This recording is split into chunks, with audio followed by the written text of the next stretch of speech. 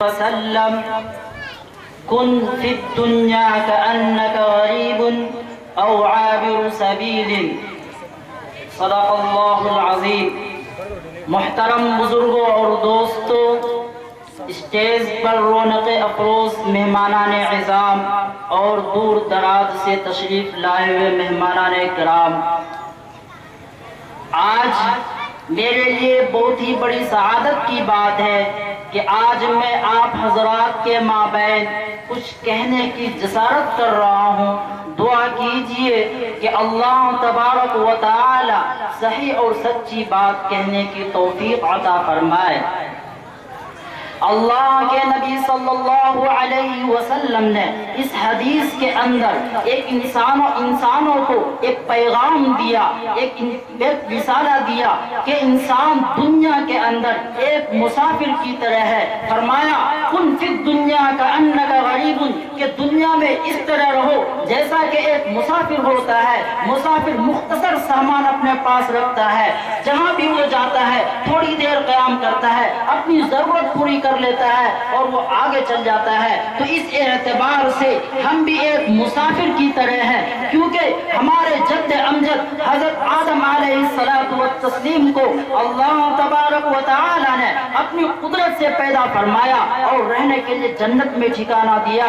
قرآن نے کہا وَقُلْنَا يَا آدَمُ اسْكُنْ أَنْتَ وَزَوْجُكَ الْجَنَّةَ وَكُلَا مِنْهَا رَغَدًا حَيْثُ شِئْتُمَا، ہم نے کہا آدم اور تیری بیوی کا ٹھکانہ جنت ہے، اس میں رہو سہو، جہاں سے ہو مرضی کھاؤ اور پیو، لیکن اسباب پیدا ہو گئے، انسان جنت سے سفر کر کے اس دنیا کے اندر آ گیا۔ تو اس اعتبار سے ہم مسافر ہیں، تو جنت بنی ہی تھی ہمارے لیے، جنت ہی ہمارا وطن اصلی ہے، اور جب تک لوٹ کر ہم جنت میں نہ چلے جائیں گے ہم حالت سفر میں ہیں۔ علامہ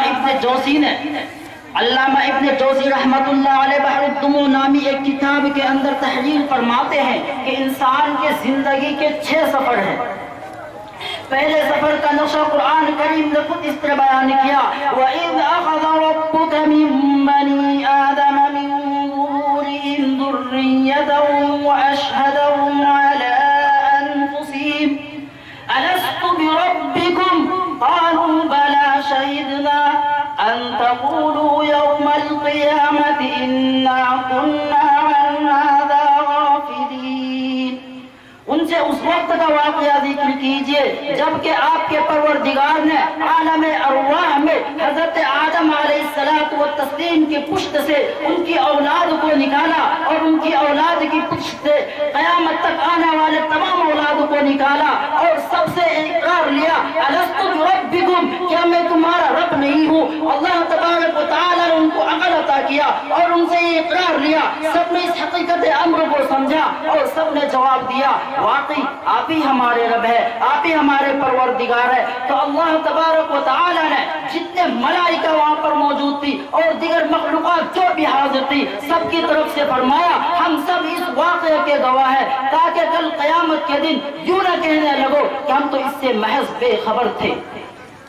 انسان کا دوسرا سفر شروع ہوتا ہے جب نطفہ باپ کی صلب سے نکل کر رحم مادر میں چلا جاتا ہے۔ اس کی مدت تو عام طور سے 9 مہینے ہوتی ہے، لیکن اللہ کی قدرت دیکھیے اس ایک پانی کے قطرے پر کیا جلوہ گری فرما رہے ہیں۔ کسی کو پتا نہیں، کسی سائنس کو پتا نہیں کہ کب وہ قطرہ خون کا بستہ بن جاتا ہے، کب وہ گوشت کا ٹکڑا بنا، کب اس کے ہاتھ پیر اور دوسرے انمول اجزاء بن گئے، کسی کو کچھ پتا نہیں۔ کسی شیخ سعدی نے کہا دے دے نطفہ را صورت چوں پڑی، دے دے نطفہ را صورت چوں پڑی کہ کر دست بر آب جلوہ گری، کہ اللہ تبارک و تعالی نے پانی کے 2 قطرے کو بڑا ہی قیمتی بنایا ہے۔ ایک قطرہ وہ جو برس کر کسی صدف کے اندر بند ہو جائے اس کا ایک قیمتی موتی بن جاتا ہے، اور دوسرے قطرے سے ایک ہم جو وجود میں آئے ایک انسان بڑے حسین و جمیل نقش و نگار سے چہرے کو آراستہ کیا انسان وجود میں آتا ہے۔ تو میں عرض کر رہا تھا کہ انسان جب ماں کی پیٹ سے نکل کر کے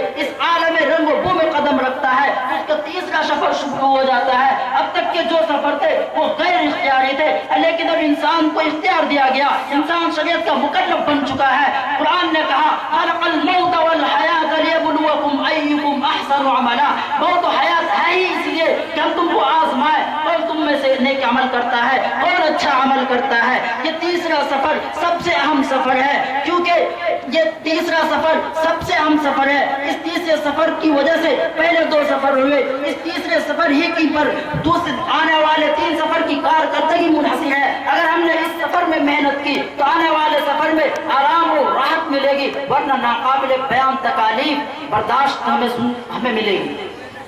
قرآن نے کہا وَمَنْ يَعْمَلْ مِنَ الصَّالِحَاتِ مِنْ ذَكَرٍ أَوْ أُنْثَىٰ وَهُوَ مُؤْمِنٌ فَأُولَٰئِكَ يَدْخُلُونَ الْجَنَّةَ وَلَا يُظْلَمُونَ نَقِيرًا، کہ جو کچھ بھی تم نیک عمل کر لو اللہ تعالیٰ اس کے بدلے تمہیں عطا کریں گے، اور جو مرد ہو یا مومن اگر وہ نیک عمل کرے گا اللہ تبارک و تعالیٰ اس کو جنت میں داخل کریں گے، اور جو شخص تقوی اختیار کرے گا پرہیزگار بن کر رہے گا اس کے لیے بھی خوشخبری سنا دی۔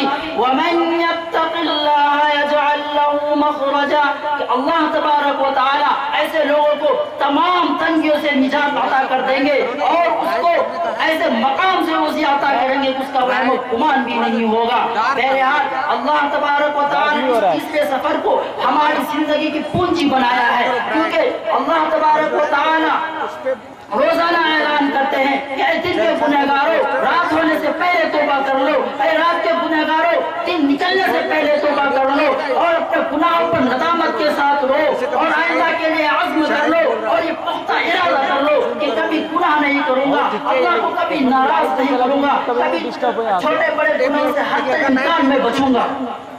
کسی شاعر نے کہا اس دل پہ خدا کی رحمت ہو جس دل کی یہ حالت ہوتی ہے، اس دل پہ خدا کی رحمت ہو جس دل کی یہ حالت ہوتی ہے، بار بار ہو جاتی ہے تو سو بار ندامت ہوتی ہے۔ اللہ تبارک و تعالی نے اس تیسرے سفر کو اتنا اہم بنایا۔ بہرحال یہ تیسرا سفر ہمارے لیے کامیابی و کامرانی کی پونجی ہے۔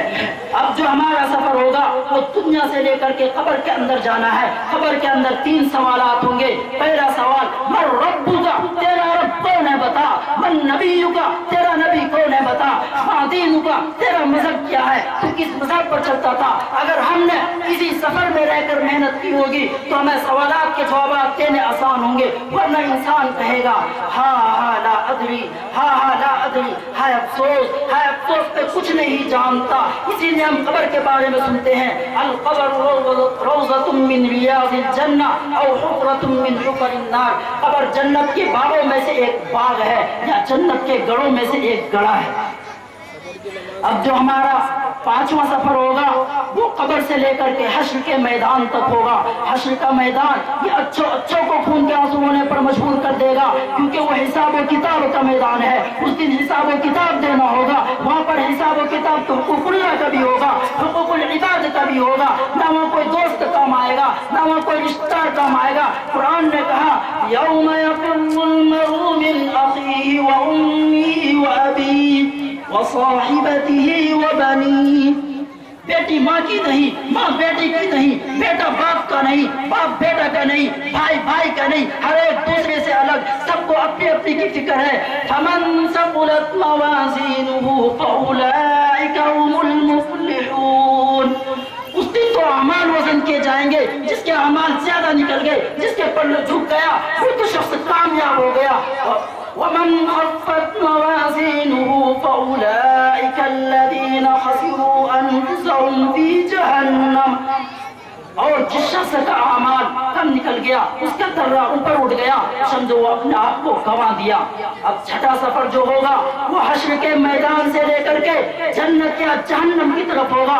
جنت کی نعمتوں کے بارے میں اللہ کے نبی صلی اللہ علیہ وسلم نے ارشاد فرمایا ما لا عین رأت ولا اذن سمعت ولا على قلب بشر خطرت، کہ اس کے اندر ایسی نعمتیں ہوں گی کہ ان کو کبھی آنکھوں نے نہیں دیکھا ہوگا، اور ان کی کیفیت کی تعریف کبھی کانوں نے بھی نہیں سنی ہوگی، اور اس کی خوبصورتی اور معیار کی بلندی کبھی کسی دل سے بھی نہیں گزرا ہوگا۔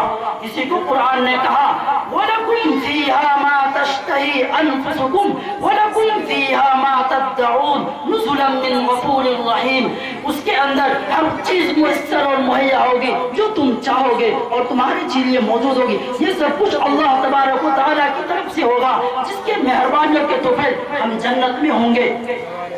اور جہنم کا تذکرہ فَأُمُّهُ هَاوِيَةٌ, جہنمیوں کو تو حاویہ ملے گی. حاویہ کے بارے میں اللہ کے نبی صلی اللہ علیہ وسلم نے ارشاد فرمایا یہ آگ کی ایسی لپیٹ ہے کہ اگر انسان کے بدن میں لگ جائے تو انسان کے بدن سے ہڈیوں کے پوشت سب کو جلا کر رکھ دے گی.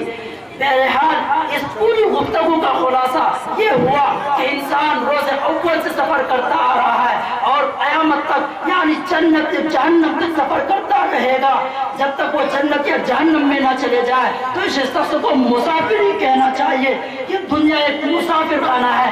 یہاں کا قیام صرف اللہ رسول کی اطاعت کے لیے ہے. اگر ہم نے اللہ رسول کی اطاعت کی تو آنے والے سفر میں بخیر و خوبی پورے ہوں گے, اور اگر ہم نے اطاعت نہیں کی تو سن لو, یاد رکھو, سوائے حسرت و افسوس اور پچھتاوے کے کچھ نصیب نہیں ہوگا. میں انہی باتوں پر اپنی تقریر کو ختم کرتا ہوں. وآخر دعوانا ان الحمد للہ رب العالمین.